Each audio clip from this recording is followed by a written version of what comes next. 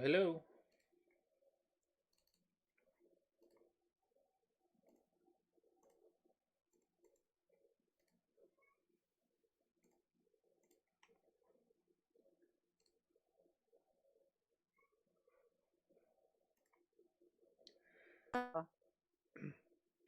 Hello, can you hear me?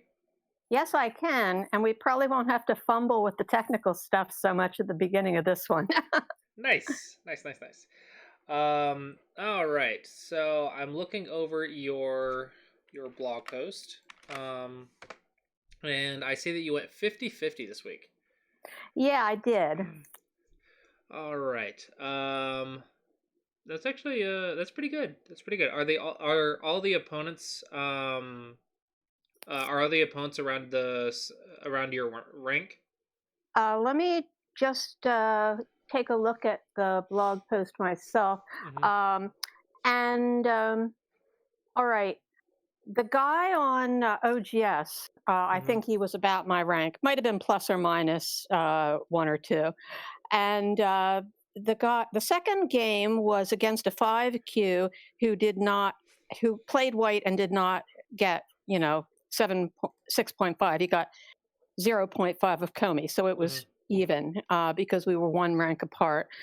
And the games with in the EYD and the AYD, um, I think I based on our ranks online, it's kind of hard to know because, like, the ranks in the AYD and the EYD are different. And I think I was playing stronger opponents in both cases, even though I'm ranked higher than Rain Dog.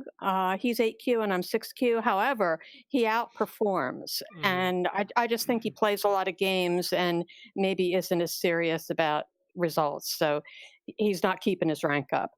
And the game that I won by 47.5 was um, a free league game for the Young Sang Dojang. And that was with a player who actually is a little bit weaker than I, but not by much. He beat me by zero point 0.5 in the summer stage Mhm.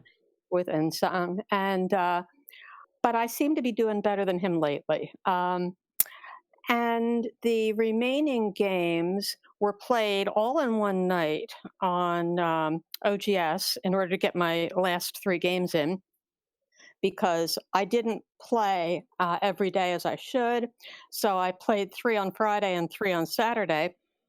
And let's see, the I can't remember if the first of those games was exactly evenly matched because I was taking games where there was no handicap, but I was like weaker by two ranks just to be able to have a game. Mhm.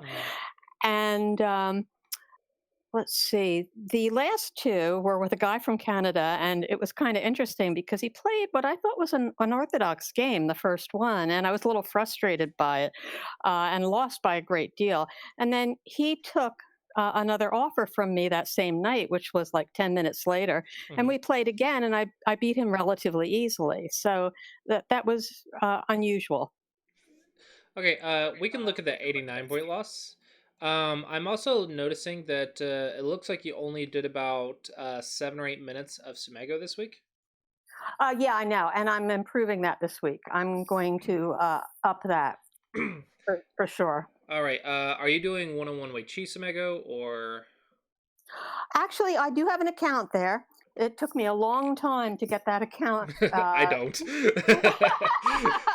It was incredible. And only on an Asian server would I be able to get my first name as a username.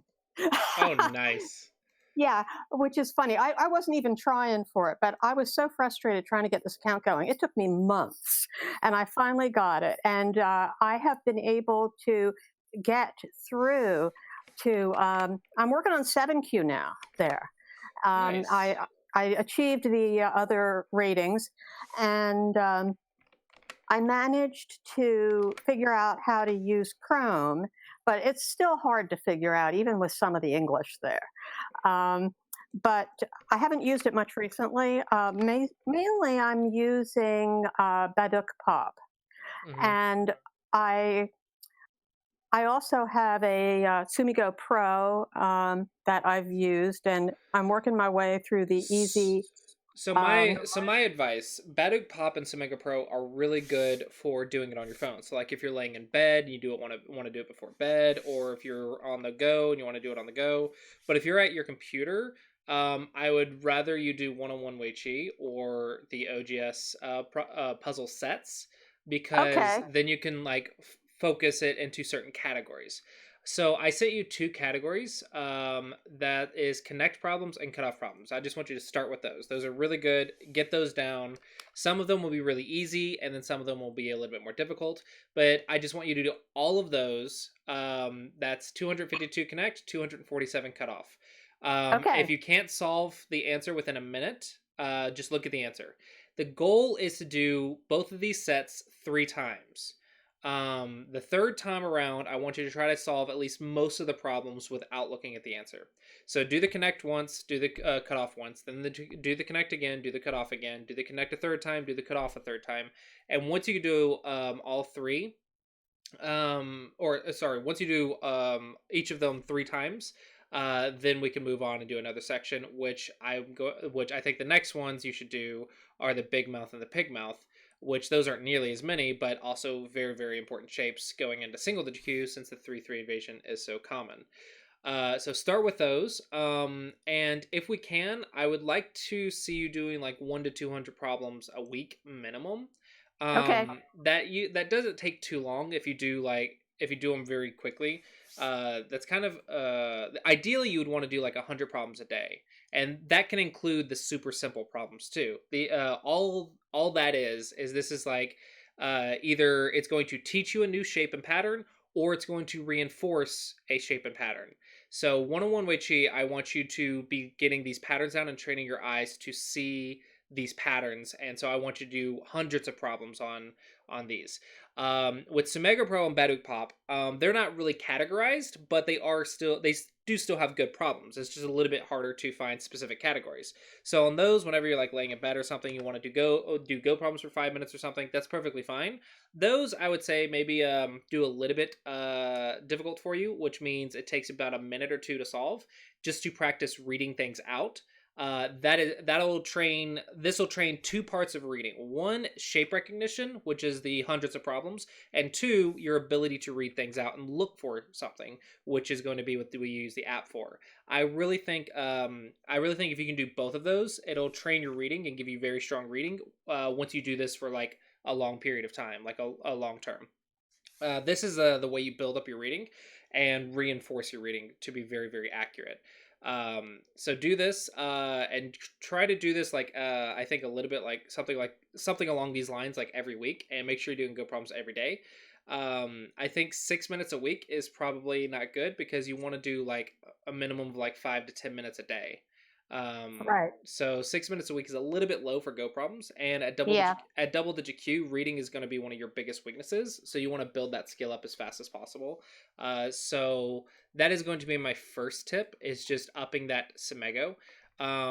If you want, you can actually divide that Semego into two categories: 101 Wei Chi, and the other one is app Semegos, Semego apps or something. And with the intent being do a little bit more difficult problems that take you about a minute to 2 minutes to solve, just to exercise reading variations out without just being able to immediately know the answer. And 101 Wei Chi's goal is to reinforce shapes and teach you shapes that are common, and reinforce those until they become second nature. sounds good. All right, so that's my advice for the Go problems. So for the first game that we wanted to look at, it was against Sean Toshi, 89.5 points. Right. All right, so I'm going to pull that up. Do you need a link? Review started. Actually, I think I can probably click on it myself from the blog. Let's see.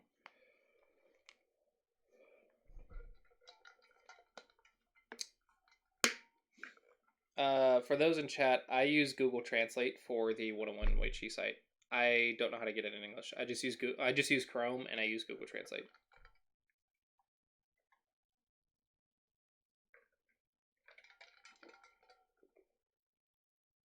Okay, I'm in the review. Alrighty. So you are white. So we are 12Q working on getting to single digit Q. So remember at 12Q to single digit Q, what it is getting all of your single purpose moves down in the correct order and being very accurate. So we're going to once again just go through that. Kind of like the problems, we're just drilling the basics at this point up until single digit Q, where we start learning double purpose. So open corners, open sides. There's an open side on the left side. Yeah. So I want to see like here, or you can also approach like here. That would be a common way to deal with the Chinese. But something on the left side. Maybe here, or here, since there's a Moyo game. But I want to see open sides. So remember, we're not trying to like learn new techniques. We're trying to fine tune the techniques we know and make them very accurate and very solid. What led to going here before the left side? Well, I did not want him to build that Moyo, and I assumed he was going to play D10 if he got the opportunity. So I wanted to preemptively reduce, I suppose. So the mindset there is you think he has a large framework and you want to reduce it. Okay, so that is a thing. But remember, open sides are supposed to be bigger than largest frameworks until we prove otherwise. So is this a pattern that you've researched that someone showed you that is bigger than an open side? Oh no, it's not. It's just something I decided to do. Right. So we want to, because with Go we can always experiment. So we kind of want to just always go to the basics and then learn what unique situations are the exceptions. So my kind of gut feeling is that the basics are correct 80% of the time, or you can use the basics like 80% of the time. What you want to do is use the basics 100% of the time, and then at single digit Q, learn where those exceptions are. Where's those 20%? And figure out where those exceptions are. So this one I think is a little bit off the mark. Now let's assume that we were at largest framework. There's two ways for our basics at this level to deal with it. So first is to play on this line of influence, and the second is to invade by approaching a fourth line stone, like here. Right. So anywhere on that line, like a shoulder hit, and shoulder hit's quite common. Anywhere on that line is pretty good, but usually these would be our normal moves to play. So you played here. The reason I'm not a fan of this is because this is behind the line. Right. So I can immediately cap you and push you behind the line. And this is beginning to feel very uncomfortable for white. So I don't want to say this is not playable, but it's not following our basics of how we deal with the largest framework. So the basics tell us open sides, and then for the largest framework, our basics tell us play on the line or play an invasion. Anything past that line is an invasion, and our invasion points is like the 3/3 invasion or approach a fourth line stone. Those are the ones we know. At single digit Q, we'll also add on attachments like that, like that, like that. We'll add on attachments at single digit Q, but for double digit Q, just approach a fourth line stone, because these have the easiest follow-ups. So if I was black and I saw that you went in, the basic is take the base. There is no base, so just surround. And so I can just immediately cap you, and as soon as you start running, I start making fourth line territory, and it becomes very nice for me. So this can be a little bit dangerous. So that's why this one I'm not a fan of, for the above reasons. Okay, we're playing defense, right? Yeah. Okay, so what is our defense basics? What's kind of the most important thing in defense? Well, the first thing you'd want to do is make a base, but that's not possible here. And secondly, running is a possibility. So perhaps there's another fundamental to do those two things, which is you want to make a base and you want to run away. But to do both of those things, you have to stay connected. So defense is staying connected. And right. So then that's really bad because it gets disconnected. Right. Absolutely. Knight's moves are cuttable. So we can do that. We can honestly just jump through, and he has the ladder, so he can just run. Right. So this is very dangerous. Sorry? So assuming I wanted to run, Hmm. can I go 2 points? I mean, 2 spaces instead of just one because there's not much nearby on the sides. So one space jump is our basic shape. So this is the one we'd want to do at this level. But because you went so deep and the line's so far away, I do agree two space would be better. But the ideal would be don't get so deep behind the line in the first place, right? Right, right, So technically, this is not using our shapes at this level, but we also put ourselves in a situation that we don't have the shapes to handle because we played something that wasn't basic. So yeah, two space would be better here, I think. Um, Honestly, I think what I would do, like I think the answer that I would do that's not basic is I would probably play lightly and try to sabaki in this area, like something like okay, this, and just try to play really light, really fast. Uh, that's kind of the similar idea of this two space jump. Just playing one space jump just feels so slow because the line is so far away. And if you just run this way, then you can see they make fourth line territory. So every basic idea, I think, is going to be bad for you.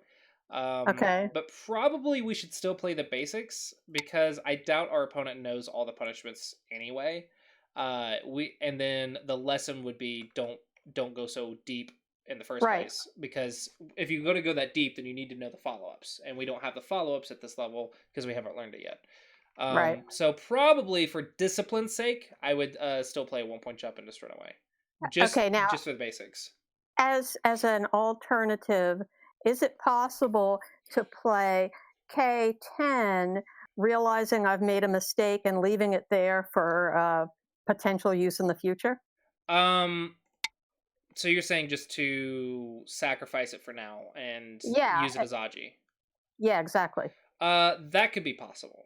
Um, Probably though, I'd want something with inside. I feel like this is just too big for black. He's got half the board marked out, so we're at a disadvantage. So yeah, this could be possible. Just reduce it down, and then after you reduce it down, then you can choose an invasion or maybe over here to attack something and utilize that Tengen Stone, or maybe you just push in like this.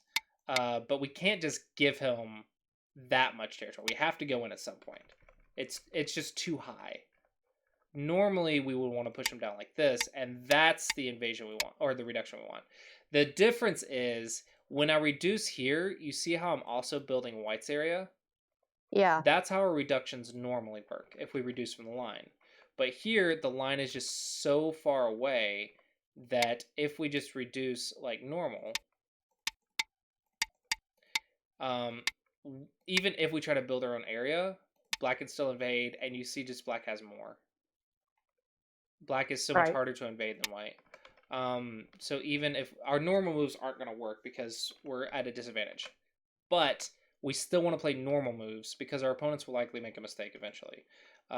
We don't really want to learn how to to kind of do like what I would call quote unquote overplay, and it's not even overplay. It's just higher level tactics for more confusing sequences.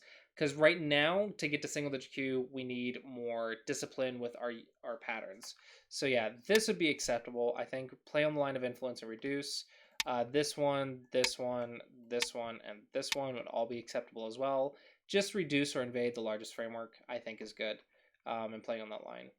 But here, yeah, we're not connected, so it's a little bit dangerous. So now we're playing a large nice move. So this is definitely Sabaki. Not I won't say it's bad, but this is going to be a little bit more difficult to handle than we want for this level. Why kick?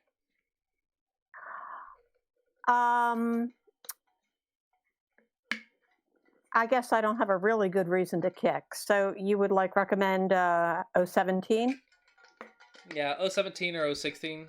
Just something with defense, normal defense. Okay. Kick makes our opponent stronger.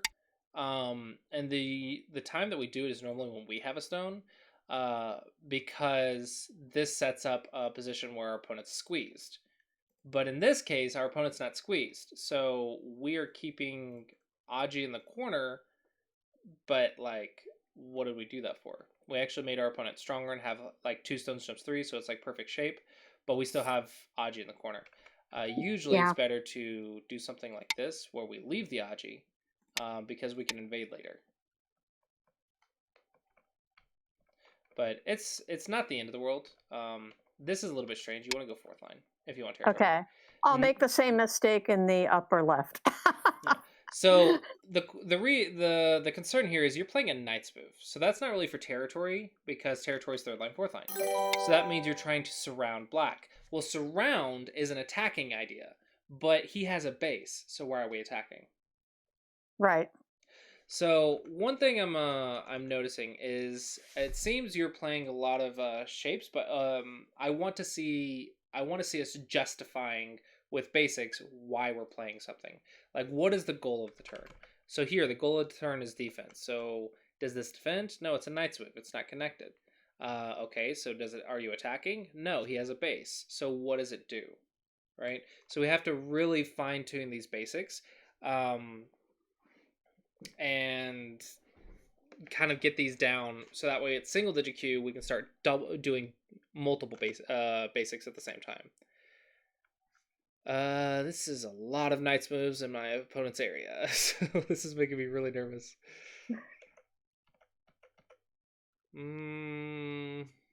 Actually, what I was trying to do is scoop out the center and leave him the sides. But of course, I've only got one edge here at this point. Yeah. So getting the center should be impossible, because he has 2 stones on the 4th line even.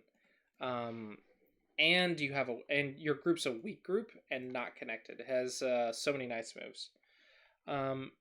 Honestly, what black could do is just make your life really annoying and do like these double peep moves, like here. Oh yeah.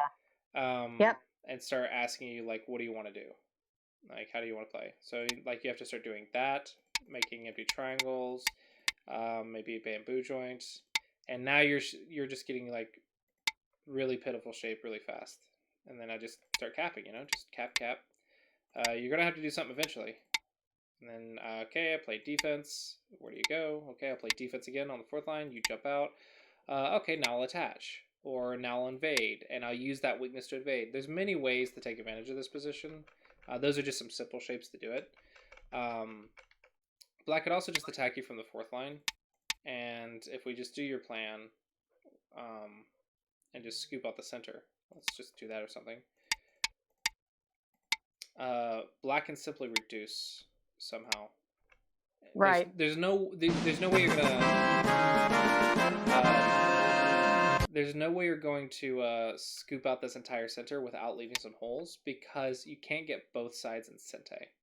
And if you do, you're giving black 4th line territory, and then how are you going to block these? Or these invasions up here, because you're on the 5th line, so it's invadable. So the game plan is unfortunately probably not ideal, but it's a plan. It's better than having no plan. I'm actually not sure what to do. Black has too much territory, so let's just like go down our list. Who has the largest framework? Black definitely does. So maybe poke over here and try to take advantage of his weakness and gain strength while attacking. Start doing double purpose, because single purpose, I don't know. If we're doing single purpose though, then let's just play defense. Let's play defense. Knight's moves that defense. So fix our cuts. He plays. Let's run away. Get some shape. And then let's maybe spend one more move to run away. Let's even just go there. Yeah, and he gets another value move, right? So now we're alive. Now we're okay. Now we don't really have cutting points. Now we can start thinking, okay, where's the big framework? It's black, so maybe I can invade. I can reduce. I can try to invade here. I can reduce. Maybe just play here and build. So I can start doing stuff and start working on my comeback after my group's okay. So that's the single purpose thinking. This feels very slow, because we're on the 2nd line. You're threatening monkey jumps. Monkey jumps are in game. Right. And this doesn't get you any eyes, so it feels really slow. I'm really surprised black is not just cutting you somewhere. 2 space jumps are One space jump is much more solid. Two space jumps is more for like Sabaki or something, or making making a base on the third line. The reason is two space jumps are cuttable. Right. And getting cut in Black's area of control like this is very dangerous. Oh, he does cut you. I'm starting to see why maybe you lost by 80 points. Wait until you see what happens at the top of this. Yeah, so all of these stones have like no value right now. Yeah. So that's a lot of stones that are not getting value. And they're not connected. Okay, so Black made a mistake here. So that's good. So Black's just going to play a normal move. That top side's interesting though. Yeah, the top side is interesting, but it was so destroyable. Yeah, that's because you have a 5th line move and 6th line move. So if I place like a stone right here, can you kill that? Or if I place a stone right here, can you kill that? It's a little difficult. I can't remember whether he started going in at O17 or N17, but he went in, I think, on one of those 2 points later. And he made the upper left corner into Seki at the very end. And I am interested to see how I could have avoided that even if I got disconnected. All right. So this is almost the end of the game. So this is really late for Black to invade because you have all of those moves, right? Exactly. So the only concern for White is the cuts here. Okay, so how you normally attack a stone that invades at the very end of the game is you attack it from the second line, and then you Nobi back. He jumps, you attack from the second line, and Nobi back. So he has no eye space, so he has to run away. So let's start looking at his running away options, and I don't even know if he can run away.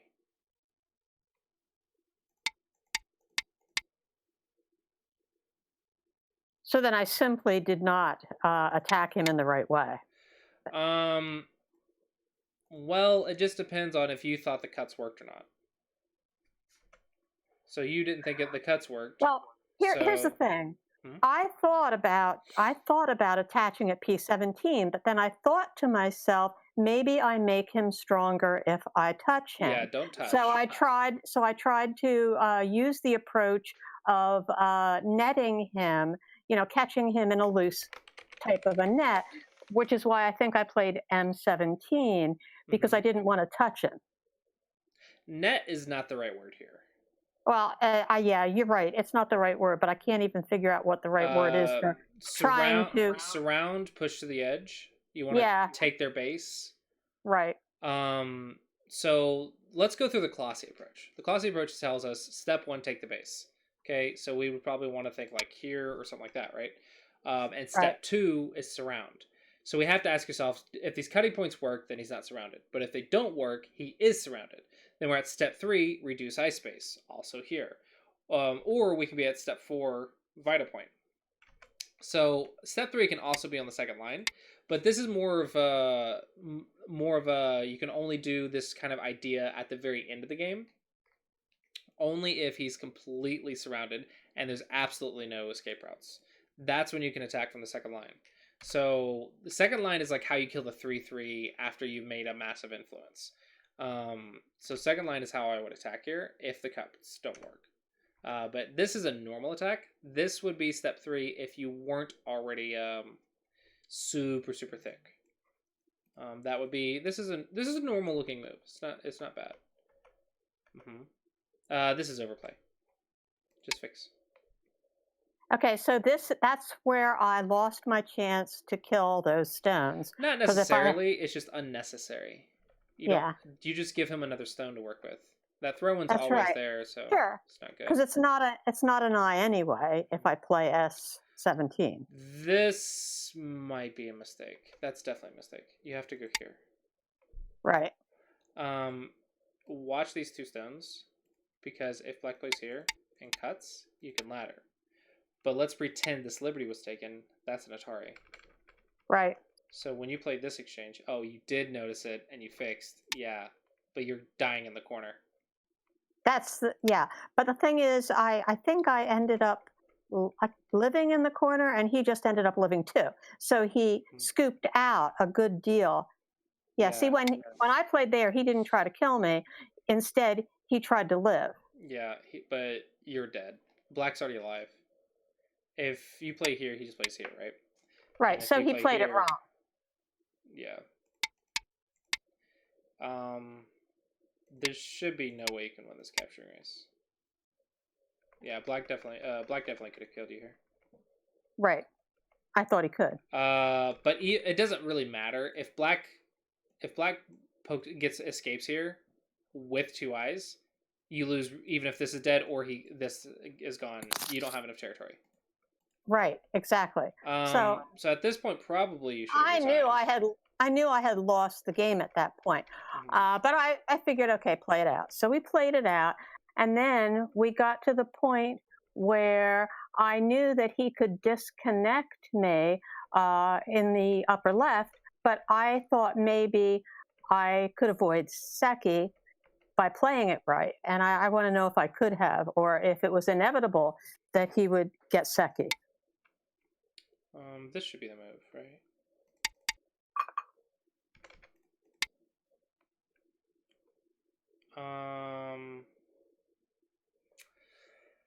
As long as you make an eye versus no eye and keep him out of the corner, it should be possible for you.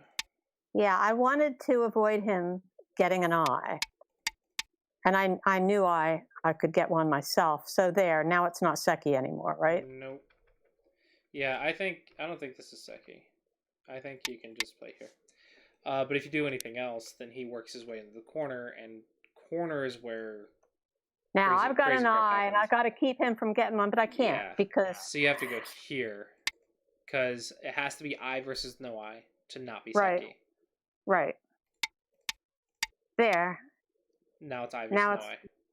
Yeah, now it's not Seki anymore. Mm-hmm. So this is the mistake. Eye versus... You have to take the eye. So what made you not resign? What made me not resign is I just figured I'd finish the game. It's I suppose I should. I don't usually resign when it's just a matter of I've got less territory. I usually resign when it's I just got something big got killed. Then I resign. Mm-hmm. That would be that's fine under normal circumstances, but this is not. It's true that it's not like a giant group dying, but this is pretty much the equivalent. Is if you lose every pit of territory that you owned in the game. Yeah, I should have. I absolutely should have. This one's probably big enough to resign. So we kind of have some resigning principles, I guess. The idea is if there's any unfinished area, don't resign. If you think it's close enough that the game can swing, which at a double-digit Q level, 20, 30 points is probably you can finish. That's fine. But if you lose this entire area right here, if you look at the board, there should be absolutely no way you can win. Okay, just with territory, I don't think there's any chance you can win. So I would try to find one all or nothing move, one all or nothing plan. It says it's either going to bring me back in the game or I'm going to lose and nothing's different. So maybe something like here and try to start a co or something, right? Something clever that probably won't work, but it gives you a small chance. And maybe 1 in 10 games, this all or nothing move will bring a comeback. But this all or nothing move, you should only do when you're going to resign regardless. So learning when that resignation timing is kind of important, because then that lets us do one last plan that maybe will help us. But playing normal on this game should be no chance for you to win. Even if he makes a big mistake, there should be no chance for you to win simply because you don't have any territory. Right. So I think here it's probably worth resigning, because this is pretty much a dead group. A dead group's worth 30, 40 points. You just lost like 3 lines on the top side. That's exactly. Probably 30, 40 points. So this is about the equivalent of a dead group. Normally don't resign, but 80 points probably should have resigned. Right. So So, basically, I ended up being rude here. it's not rude until the higher levels because you're still learning how everything works. Like maybe you don't know that you're behind, right? Because there's always that chance. So I wouldn't say it's rude. It can be discourteous to finish a game that you know that there's no chance you're going to win. And I have met people that say I'm going to finish the game because maybe opponent self Ataris and Dame. Honestly, I would not want to win a game because of a self Atari. So if your only chance to win is your opponent self Ataris, then just resign. It's not worth it. Just go move on, play another game, and learn something. Uh, Exactly. but if there is a small chance, like if your opponent's been messing up Dame left and right, then sure, play out Dame. If you like get a feeling that this opponent maybe isn't paying attention, or maybe he's just distracted, then that's not it's not a bad chance. But in your mind, if you think there's no way I can win, that's when you do an all or nothing move and then resign. Um, Okay. lessons from this game, um, basically life and death problems. Life and death problems. And watch the line of influence and really focus on just doing the basics because it looks like you're skipping a lot of basics. And this entire game, you were trying to play a comeback, and that's a hard game for you, right? Right. Coming from behind is really hard, but you did that. You made yourself fall behind on like the fourth move. And if we Right. follow the basics, then we're not, even if we're behind, it's not by that much. So it's not too difficult of a game for us. So in the opening, you can consider that your setup for what type of game you're going to play.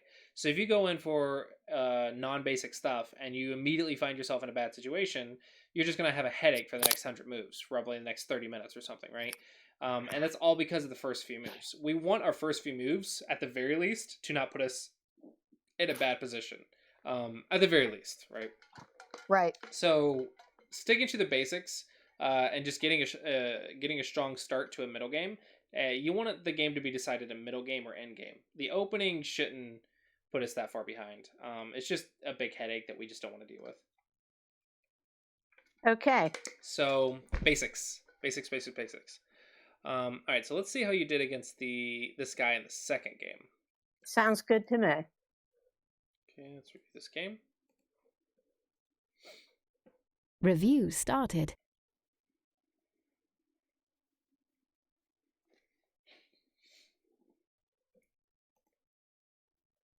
Do you need a link? I am getting there. Alrighty. Okay. There we go. I'm in. Right.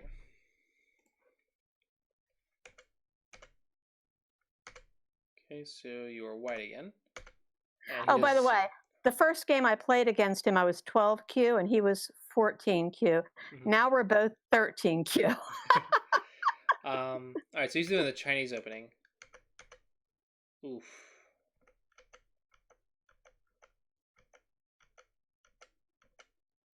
Nice. You handled this decently well. Maybe not the most perfect sequence, but you're doing good.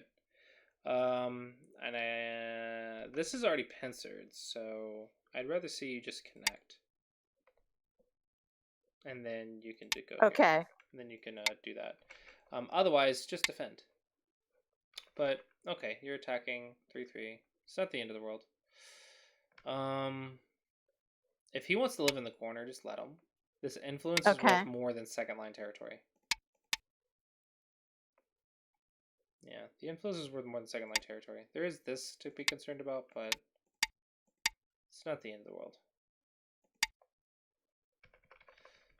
So maybe just here, if you want simple sequences. Yeah. Just surround the weak group. Sure, then I have a nice wall. This seems pretty nice to me. Yeah, see, here, this is totally different from the last game where he had complete control of the center. Now you're getting good control of the center. And now top side is the open side, but he has a weak group, so yeah, kick is good here because you have the pincer. Yeah, I am familiar with that concept. He's already pincered. You don't want to do it. Pincer him again. Let's see, probably just a knight's move, right? And then push him into your influence. Okay. Just surround. But I don't like how you keep taking the base when you already have taken the base. Right. So be wary of doing that too much. So this one's pretty simple. Just cap and then Knight's move and run out with your only weakness and every single move is a double attack. Oh, nice. But okay, so all you have to do is defend. So play defense. Okay. Pete makes them stronger, so we usually don't do that. But okay.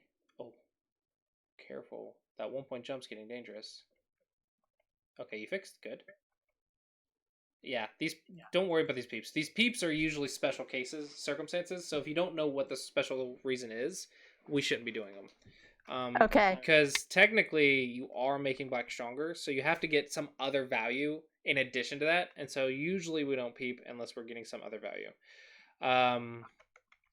This one might be okay, but this keeps not working out for you, so just don't do it. Yeah, Tiger's Mouth is better here.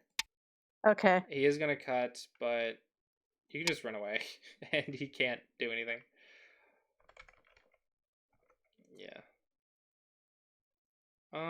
What about this group? Yeah, I like that.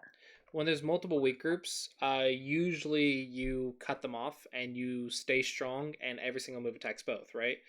But if you have no weaknesses and there's multiple weak groups, just attack the weakest one. So this one's the weakest one.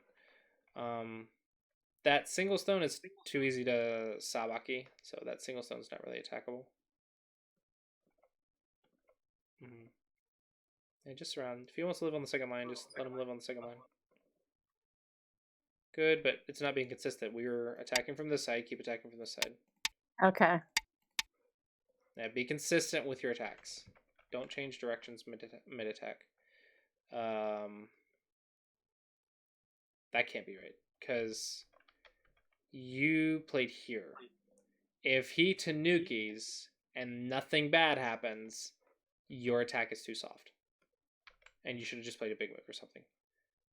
So if he Tanukis, you surround him again. Now he has to make life, or he dies. So he just makes life, and you get a free move, and now you go attack the next thing.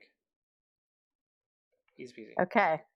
But if they Tanuki something, you're not supposed to Tanuki with them. You're supposed to punish them for Tanukiing. Oop, that thing fell over. If you can't punish them, then likely your attack was too soft. And that means you made a mistake. There we go. Yeah, you shouldn't be responding like the Elephant's Eye, Knight's move. Okay. Elephant's Eye is Knight's move. So yeah, I'm really wanting you to attack that. Yeah, Elephant's Eye, this is a double peeped 1 point jump. This is bad shape. Ouch, ouch, ouch, ouch, ouch, ouch. I knew I couldn't play N6 at that point, so I figured I'd play on the right.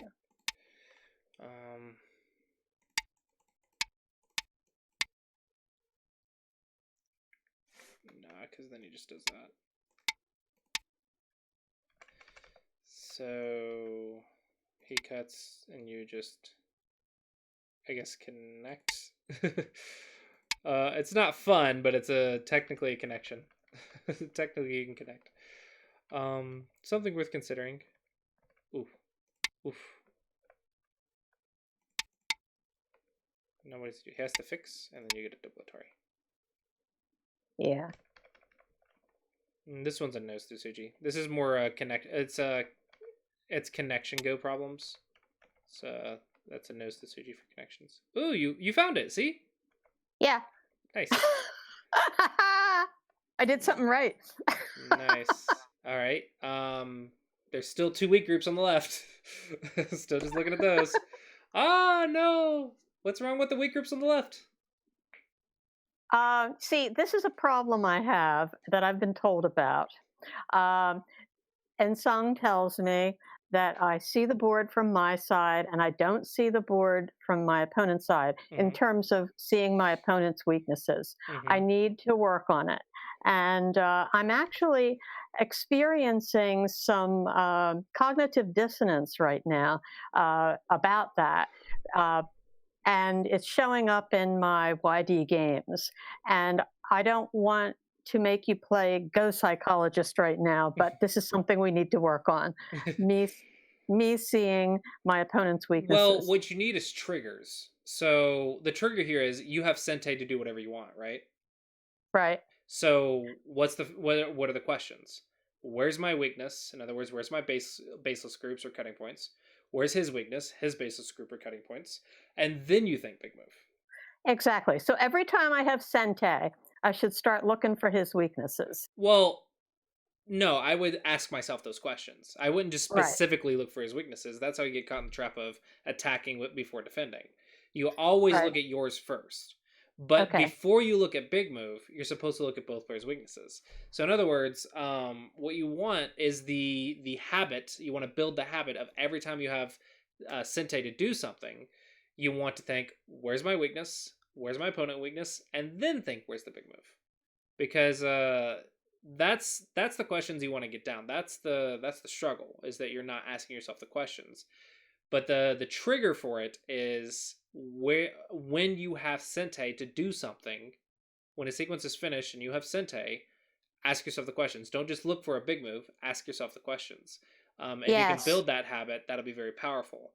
Right. Because at Dawn level, you're going to have to do all three questions at the same time. So you have to say, where's my weakness, where's my opponent weakness, and where's the big move. That will determine if I attack from this side, or do a multi-attack or laning attack or whatever. But before we get to multi-purpose, we have to think where these questions, and we have to be very accurate and very good with these questions, and then we can start answering more than one of the questions at the same time. So that's Okay. why we have to get these questions down before single digit Q. Right. So yeah, this is a little bit soft. So let me go ahead and get the sheet up, because I actually forgot to pull the sheet up. And let's start making you some notes. Okay, get that. All right. See, 20, not 2012. Okay, so you have a habit. No. Let's say you need to build the habit of asking the questions when you have Sente.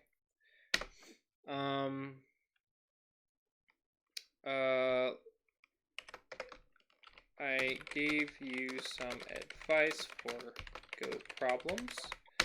And then let's see. Another big note is,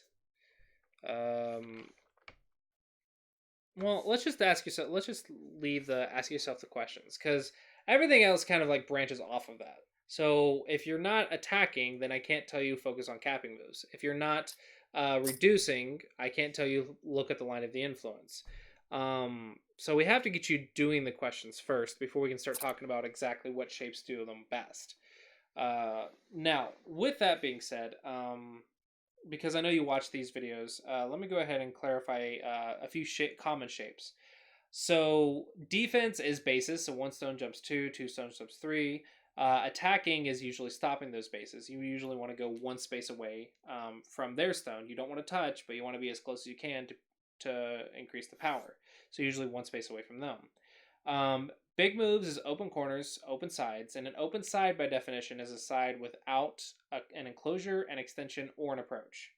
That's open sides. So open corners, open sides. And then you have largest framework. And if it's your largest framework, you want to build it for like 1-point jumps, capping moves, shoulder hits. Those are common building shapes. For reductions, we have shoulder hits, we have caps, and then we usually follow them up with 1-point jumps to escape, or diagonals to escape. Or if they just block, then we just push in with 1-point jumps or diagonals. Just basically stay connected and push their position down and escape when they start surrounding you. For invasions, it's approach a 4th line stone or the 3 3-point. Those are our double digit Q basic shapes. for those specific answers to the questions, I guess. So one thing that I'm noticing is you're not getting to these questions very accurately, and we need to be very accurate with these questions. You do have a lot of strong shapes, and there's a lot of things in your game that I do like, but there's also the fact that you're playing a big move when there's two groups that are not alive in your area of control. So it's very soft. We need to be powerful. We need to have a powerful game. So I really think drilling these questions over and over and drilling go problems over and over is going to really help you tackle that. I get maybe quote unquote soft play or whatever. And Oh, Song is saying. it is soft play. It's passive. Mm, Um, and not only that, but in my EYD game last week, he was asking me, you know, where I should play. And of course, all the things I thought about were actually building on my own stones. mhm. And there was a corner I could invade.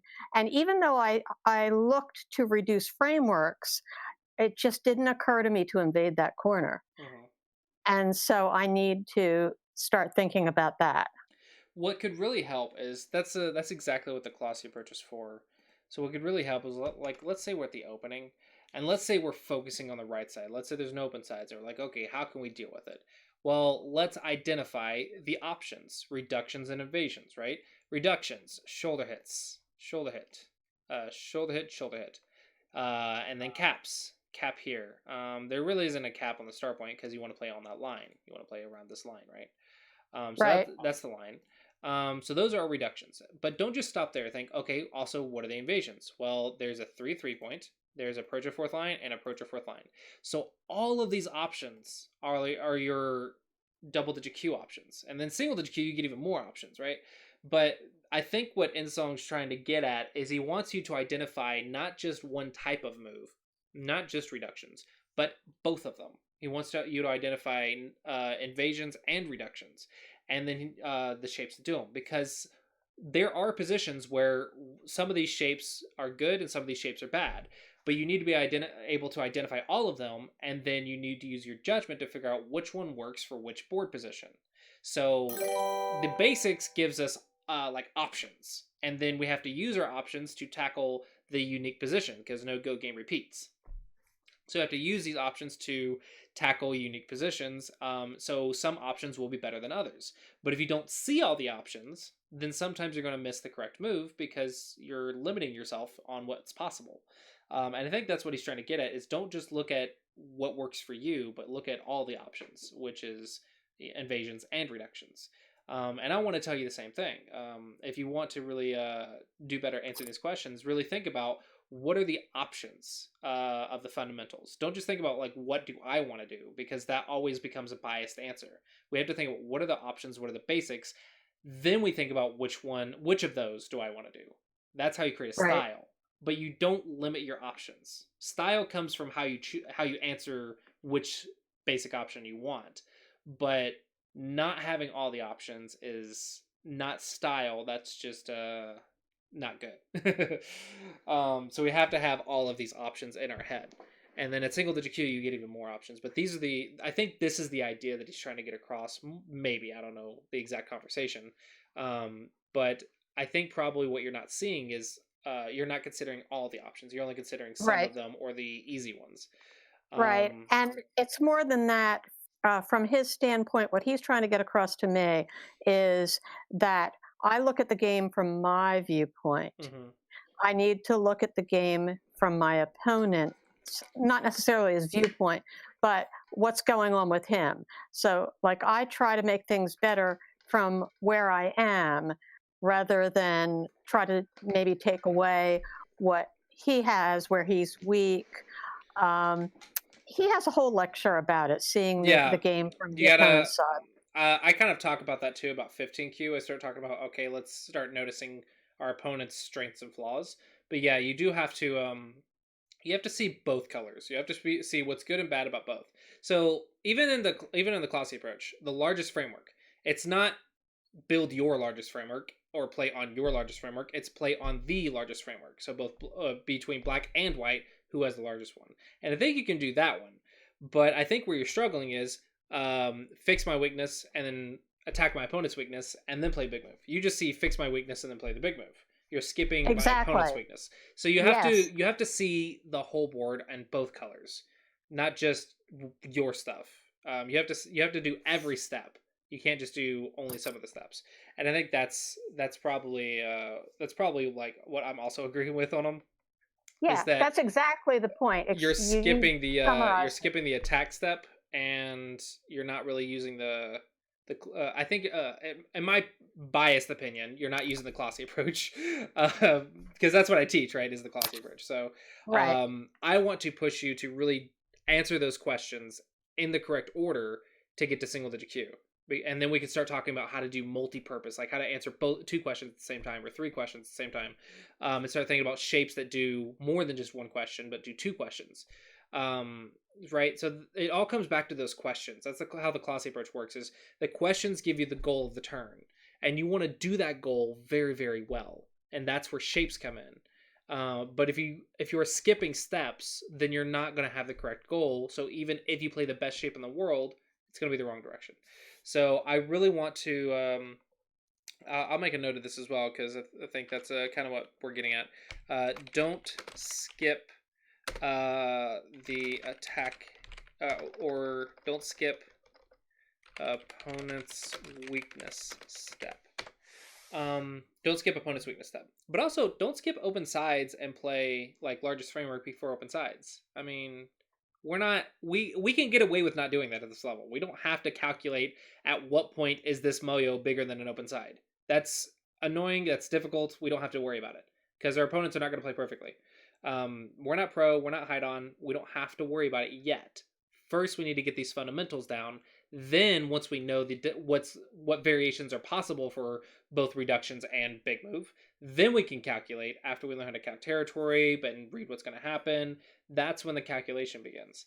But that's too much for this level. Right now, you need to figure out how is this open side going to play out? What's the direction of play? What is my opponent going to do?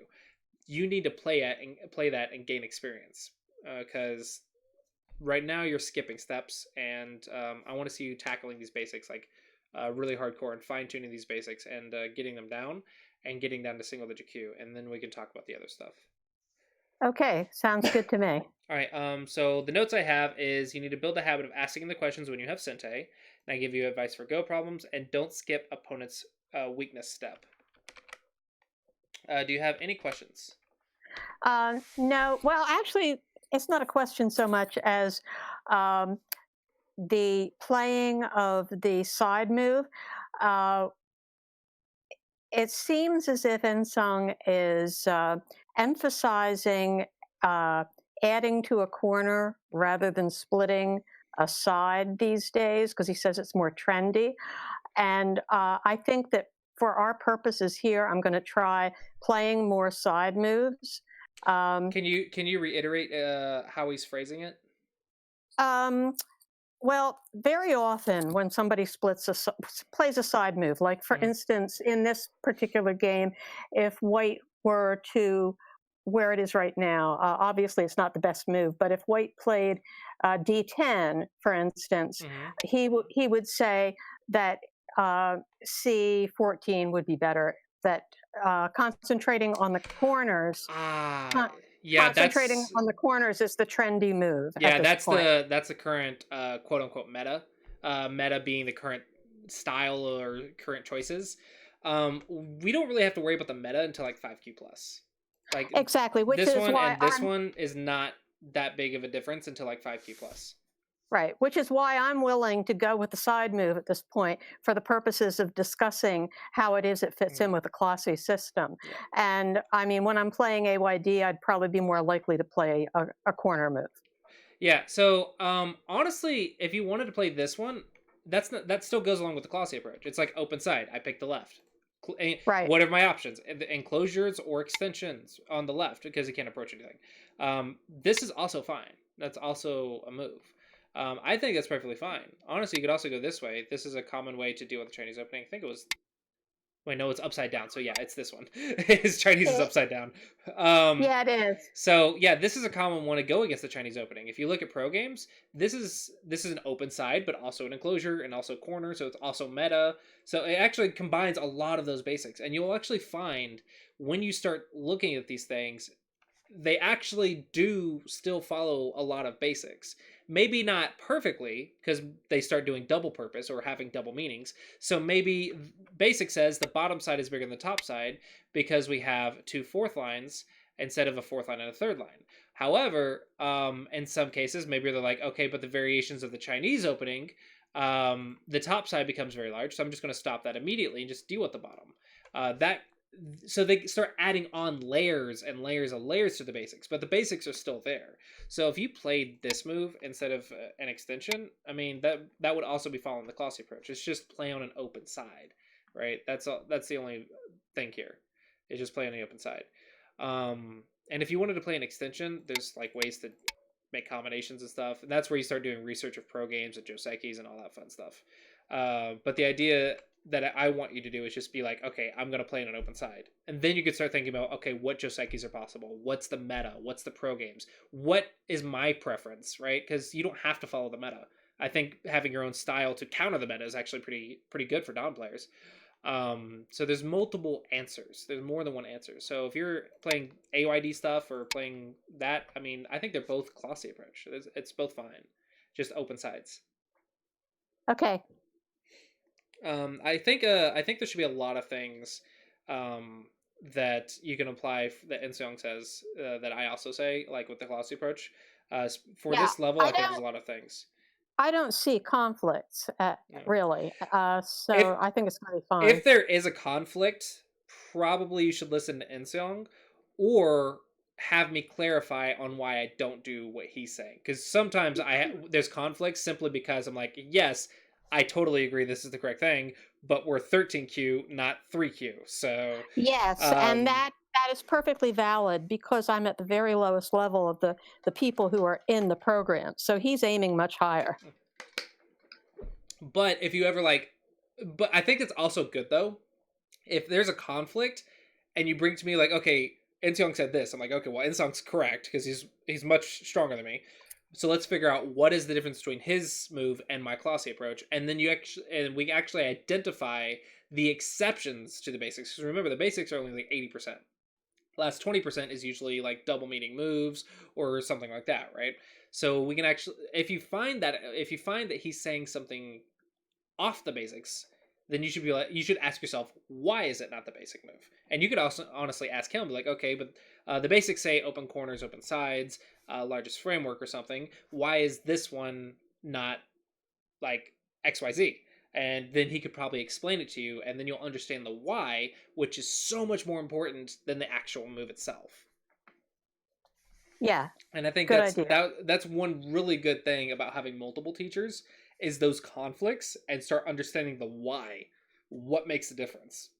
And a lot of the times it could be preference. A lot of the times it could be like, I teach simpler things for lower levels, stronger things for higher levels, or it could just be like stylistic choice, or maybe one of us are just wrong, and you just found something that we just didn't know.